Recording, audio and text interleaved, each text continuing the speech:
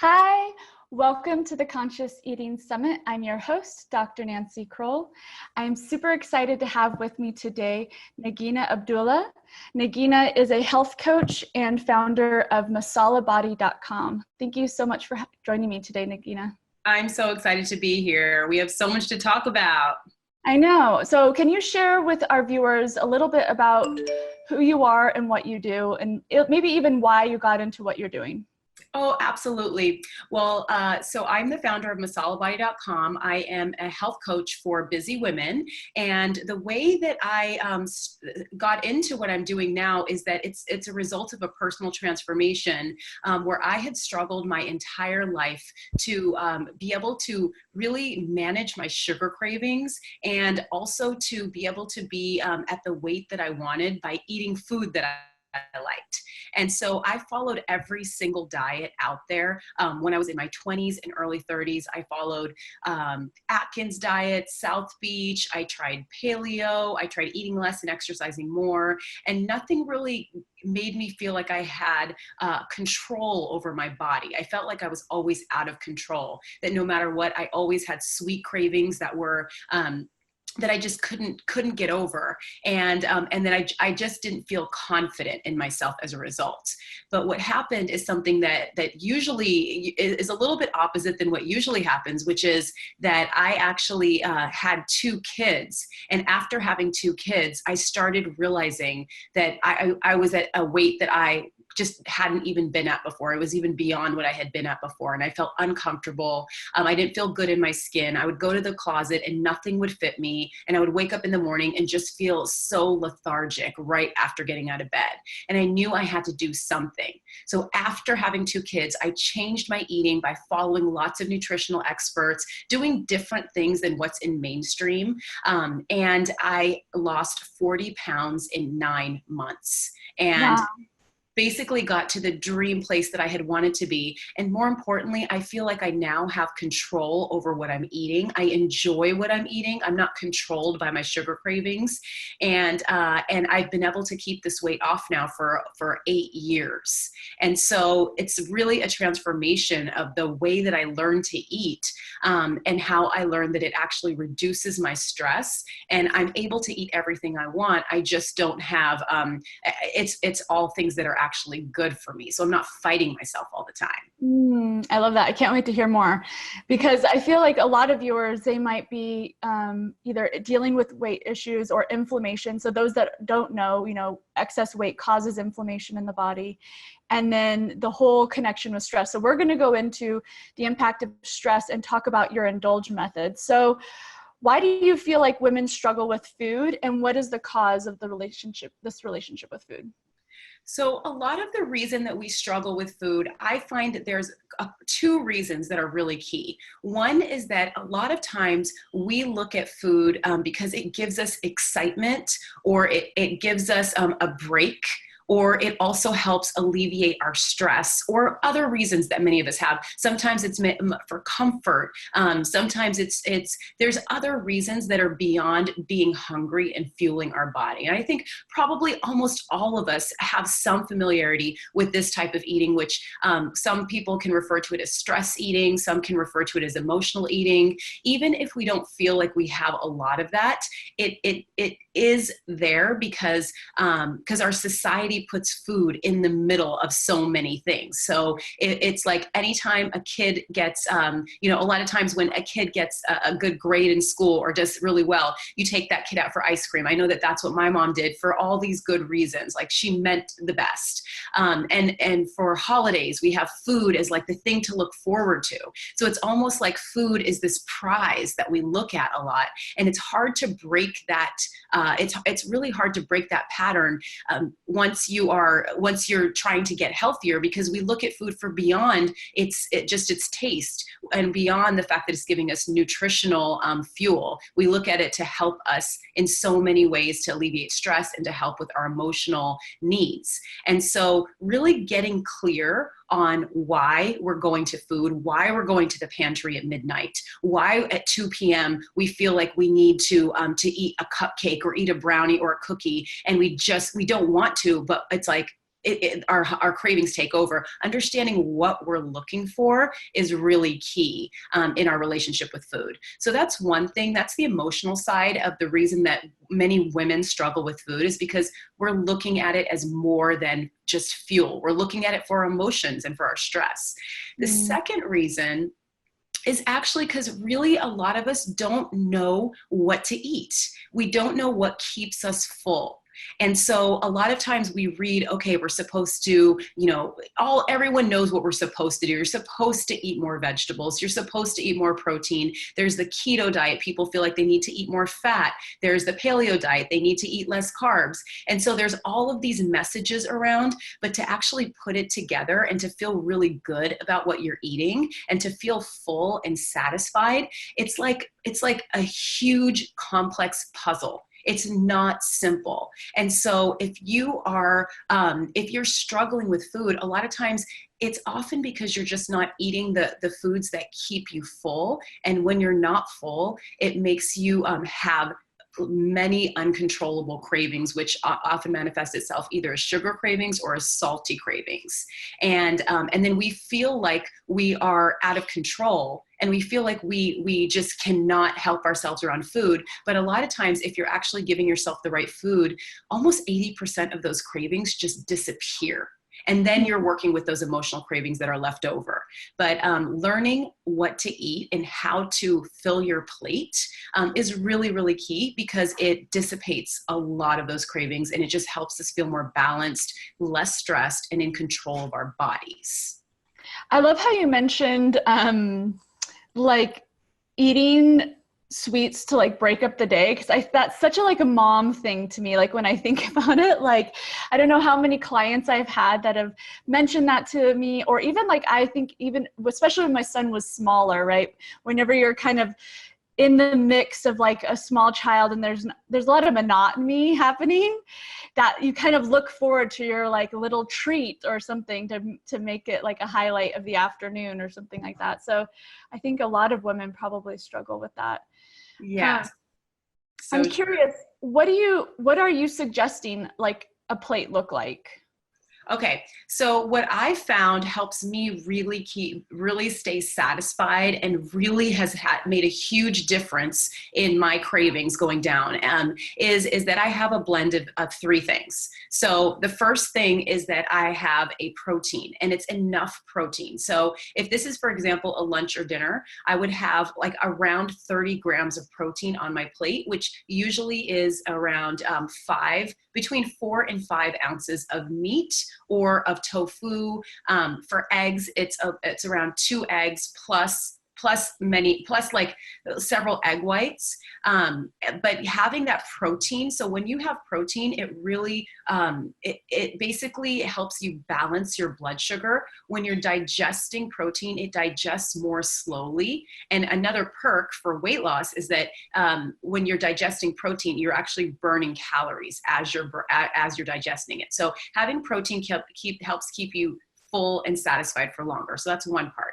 The second part, obviously, is something that we should always have, which is vegetables. So having quite a bit of vegetables, like half your plate almost is vegetables. And I have a lot of hacks in terms of how to make your vegetables taste good, because even though a lot of us know that we're supposed to have vegetables, what happens is we just don't feel like eating it. And after you start doing things like adding really flavorful spices and then cooking your vegetables in ways like roasting it, because that brings out the sweetness, you actually can start to crave vegetables. It's pretty amazing once it starts happening, but it almost seems like it almost seems too good to be true, like to actually crave vegetables. But once you start craving vegetables, imagine how easy life would be. You know how easy it is to eat right, because you want to eat vegetables. You're not forcing yourself to eat it. And so you can do that through cooking methods and through adding spices. Now, the third part is having a healthy carb. And this carb should usually have a good amount of fiber in it as well. And so when you have what I call a healthy carb, is actually a complex carb with a lot of fiber. And this is really key, because fiber is like a secret weapon to keep yourself full with much less calories. So things with fiber include, my favorites are lentils and beans. It also could include a healthy high fiber bread like Ezekiel bread, which is a sprouted grain bread. And then you can also use things like quinoa or sweet potatoes. Those also, they don't have as much fiber, but they do have some. And so what happens is when you're eating a healthy carb or a complex carb, it takes longer to digest because it doesn't break down, like, for example, a piece of white bread. A piece of white bread or a half cup of rice, you eat it, and about 20 minutes later, you're hungry again. Because that's because it digested so quickly and it spiked your sugar while it was digesting. And the result of that is that you feel hungrier, and you can often feel like you had a sugar crash. Even though you didn't think you ate sugar, it breaks down into sugar, into glucose. So really having those three elements, you have a complex carb that has fiber in it. It's keeping you full. It also increases your digestion when food is moving through your body. It's like all your food is moving through nicely. And it's heavier. It's like heavier in your body, but it's going to pass through. So it's like you're kind of cheating. You're able to stay full with less calories because fiber helps you stay full. So you have the mix of the fiber in your carb, then you have the protein, which digests slowly, and then you have vegetables. And when you have those three things, it's so amazing. And you feel full for like 3 to 5 hours. So in between meals, it really helps you. So just to give you an example of a couple things that kind of fit this would be, for example, for lunch, if you were to have 4 ounces of salmon, a half cup of lentils, and then like 5 asparagus, that will keep you full for a while. You could also do something like chicken and broccoli and black beans. That's another really amazing meal. And these meals are also really key for keeping your body healthy and keeping it lean, keeping you where you want to be, basically. And then also just making you feel full and satisfied constantly throughout the day. Just out of curiosity, when you said the 60 grams of protein, are you doing kind of like half your body weight in grams? Or so 30 grams per 30 grams of protein for each meal. Like usually for each meal, that's what I recommend to keep you full and to keep you getting just staying like keeping per meal. Okay. Yeah, per meal. Yes, exactly, per meal. Yep. And so, I mean, in terms of protein for the day, it really varies on your goals. So I don't want to say one thing. It depends on if you're trying to lean out, if you're trying to build muscle. It's going to change based on what your goals are. That makes sense. So you kind of mentioned that stress eating was a like piece of this puzzle. What do you feel are the best ways to reduce stress? Okay, so yes, so stress is really, so a lot of times we feel stressed, and what happens, it's very scientific. It's not only emotional. Actually, when you have higher stress, it increases our epinephrine and cortisol levels in our blood, and what that does is it throws off a hormone called leptin, which regulates our appetite.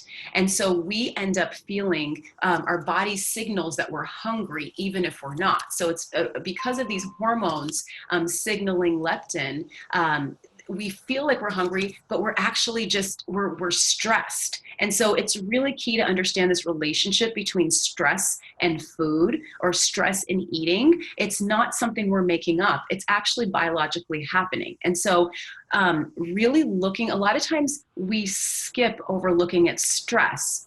We think about what we need to eat. We feel like we need to exercise more, and we do all these things, but then our weight doesn't go off, or we don't feel in control of our eating.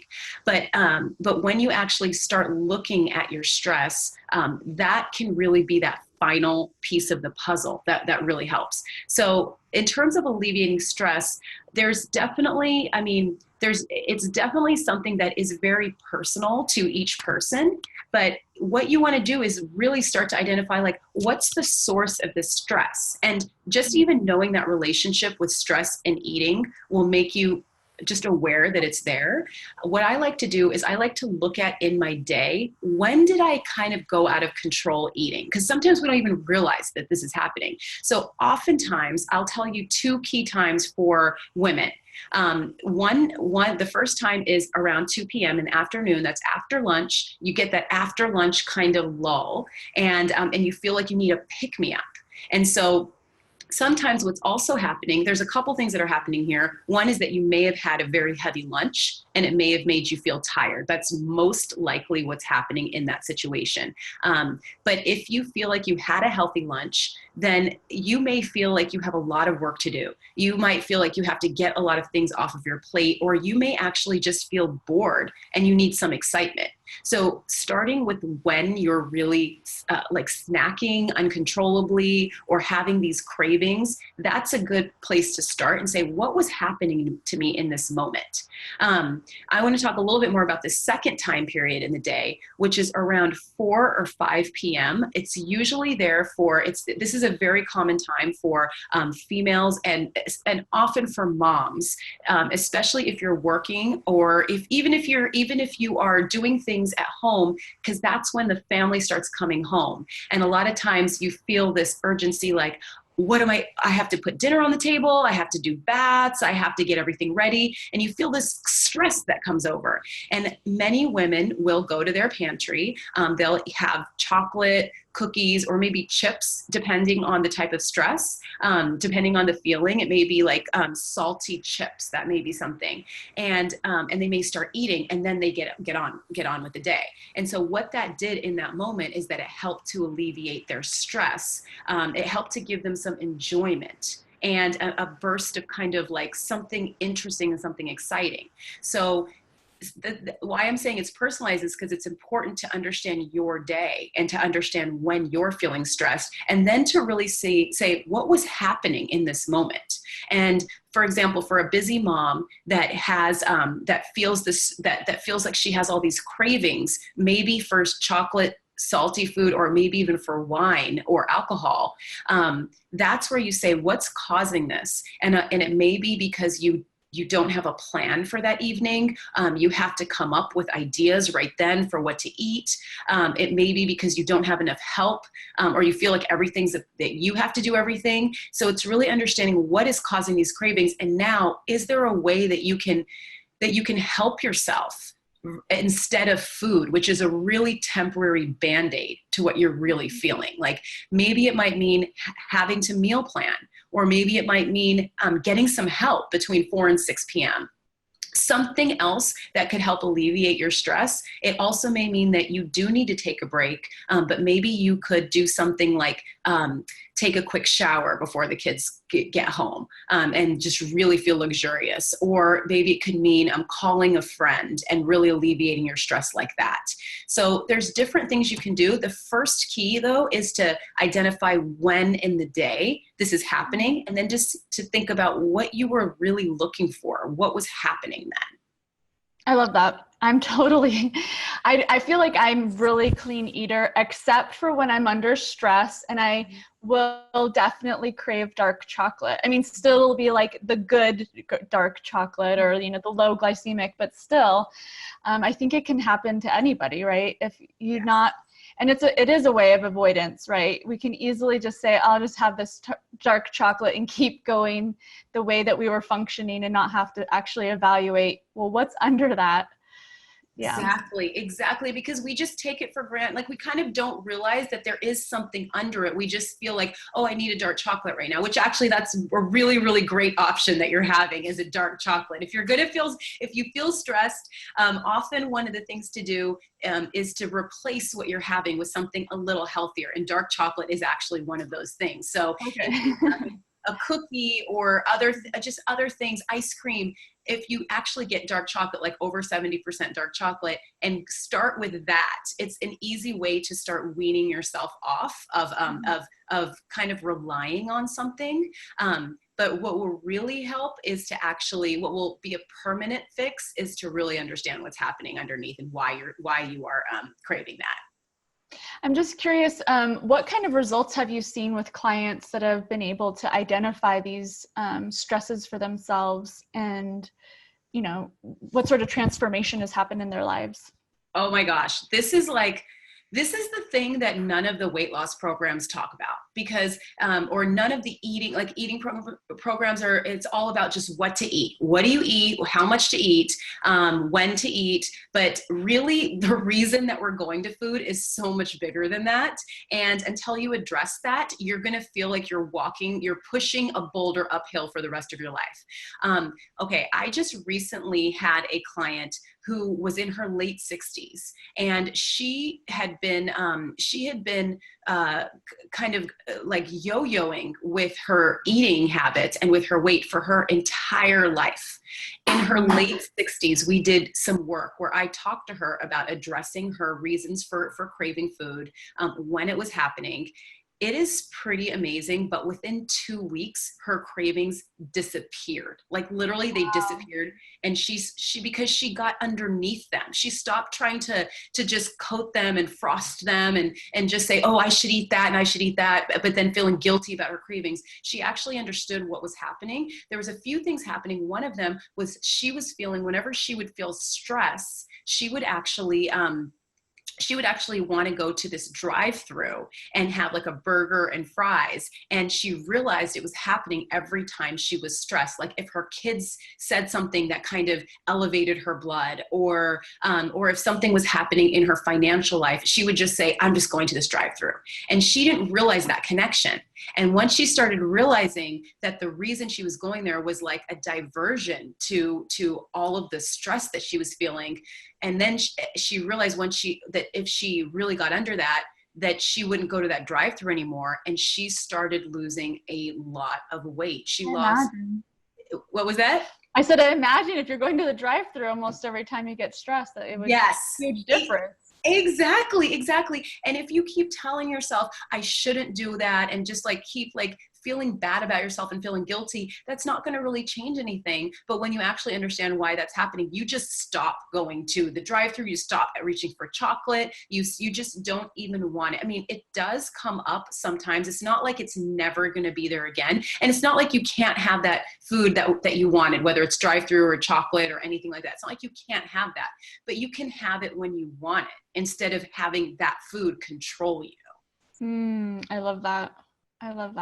So you have a free gift for our viewers. Can you share what that is? Yes, absolutely. I am so excited to share my free gift. So this is going to be at masalabody.com/conscious eating. Oh, I'm going to interrupt you just so that everyone doesn't get confused. The link is down below. So you guys can just click the link. You don't have to write that down. And we'll go from there. Oh, awesome. Thank you. Okay. So this, I created something really special for conscious eating viewers, and this is my sweet spice cheat sheet. It has a spice that is I'm pretty much sure it's in your kitchen cabinet, meaning it's so common. It helps to lower blood sugar and to curb sugar cravings. The cheat sheet includes 3 health benefits of using this spice, 5 ways to use it in your day, and an easy recipe using this spice. And this is a really great way to start having more control over what you're eating, because when you start using spices, especially ones that are sweet, you start not craving sugar as much. And it's like a great way to kind of ease yourself into a transition into healthier eating, is to use something that's a healthier version of something that's sweet and something that doesn't spike your insulin. So this is a super tasty spice, and I'm so looking forward to you using it. Awesome. So everyone that wants to download this, go ahead and click the link below. And then are they able to get a hold of you if they want to contact you through that link, or is there another contact that's best? Yes, that once you sign up for the Sweet Spice cheat sheet, then after that, I'm actually going to send you a free ebook, which is 7 spicy recipes that will help you melt off 7 pounds. And then you'll be on my, and then you can reply to any of my emails if you want to send me a specific email. I would love to hear from you. And then I'll send you more recipes and more tips on how to eat and love what you're eating.